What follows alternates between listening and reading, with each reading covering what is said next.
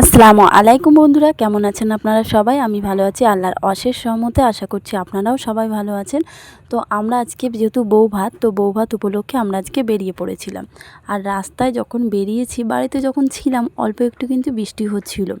আর যখন আমরা মাঝ রাস্তায় গিয়ে পৌঁছালাম তখন এত জোরে বৃষ্টি হচ্ছিল, মানে আমি ছিলাম, আমার বর ছিল আর আমার ছেলে ছিল, আর ওদিকে আমাদের ভাগনা ছিল আর ভাগনার একটা বন্ধু ছিল। তো সবাই একদম পুরো ভিজে গেছে। আমার শাড়িটা, আপনাদের দাদাভাই যেহেতু বাইক চালাচ্ছিল, ও তো একদম পুরোটাই ভিজে গেছে, আর বাবাই অতটা ভেজেনি, আর আমি তো একদম পুরোপুরি ভিজে গেছি। শাড়িটা হালকা হালকা ভিজেছে আর মাথাটা একদম পুরো ভিজে গেছে। তো আমরা একটা জায়গায় দাঁড়ালাম, সেখানে হচ্ছে একটা পুজো প্যান্ডেলের মধ্যে আর কি দাঁড়ালাম। তো সেখানে না খুব জোরে আর কি হচ্ছিলো, বৃষ্টি হচ্ছিলো, আর সেখানে বরণ হচ্ছিল আর কি, ভাসান ছিল, যাই হোক একটা কিছু হচ্ছিল। তো সেখানে খুব ভিড় ছিল, তা দেখছিলাম, বেশ ভালোই লাগছিল, সময়টাও কেটে যাচ্ছিল। আর তারপরে আমরা 4টে বাজে তখন কিন্তু আমরা বিয়েবাড়িতে পৌঁছে গেছিলাম। আর এই যে বর আর বউকে তো দেখিয়ে দিলাম, আর এই যে পাশে ওর হচ্ছে ছেলের 2 বোন বসে আছে। তো এই যে ভিডিও করলাম, সঙ্গে আমিও একটু ছিলাম, আপনাদের সঙ্গে সেটা শেয়ার করে দিলাম। আর হচ্ছে কি, মানে বিয়েবাড়িতে পুরো বৃষ্টিতে একদম পুরো খুবই খারাপ অবস্থা। আমরা তো গিয়ে পকোড়াও পাইনি, কিছুই পাইনি। তো ফুচকা স্টল ছিল, দেখলাম, তো কয়েকটা ফুচকা খেতে গেলাম। আর যেহেতু একদম বেলা গড়িয়ে গেছে, তো ভাবলাম খাবার দাবারটা আগে সেরে নিই। তো এখানে লুচি করেছিল, পনিরের একটা তরকারি করেছিল, দারুণ হয়েছিল, আর করেছিল বিরিয়ানি। তো সব খাওয়া দাওয়া হয়ে গেছিলো, লাস্টে আমরা চা খেয়ে নিয়েছিলাম আর একটু সিমাই রান্না খেয়ে নিয়েছিলাম। তারপরে কিন্তু আমরা ছুটতে চলে এসেছিলাম অন্য জায়গায়।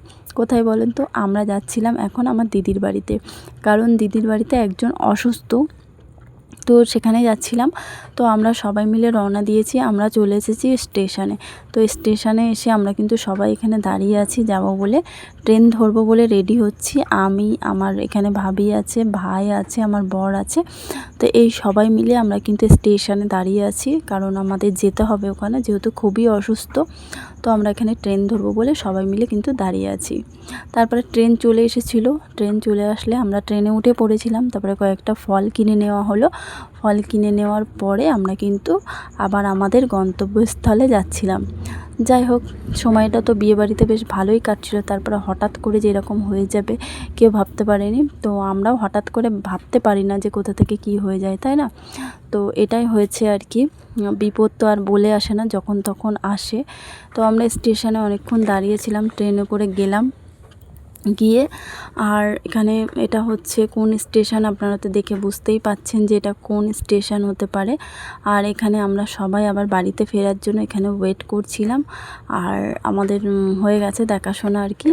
তারপরে এই যে চলে এসেছি কিন্তু একদম বাড়ির কাছে।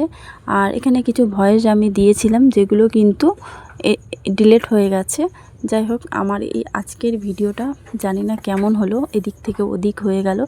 যাই হোক, আমার ভিডিওটা যদি আপনাদের ভালো লেগে থাকে অবশ্যই লাইক করবেন, কমেন্ট করবেন, আর সাবস্ক্রাইব করে আমার পাশে থাকবেন। আবার দেখা হচ্ছে আপনাদের সঙ্গে নতুন একটা কোনো ব্লগে নেক্সট টাইম। আর আমার ভিডিও যদি, আমি জানি ভালো লাগবে না, আমি যেহেতু নতুন এই লাইনে, তো অবশ্যই প্লিজ আমার ভুলগুলোকে ক্ষমা করে আমার অবশ্যই আপনার পাশে থাকবেন।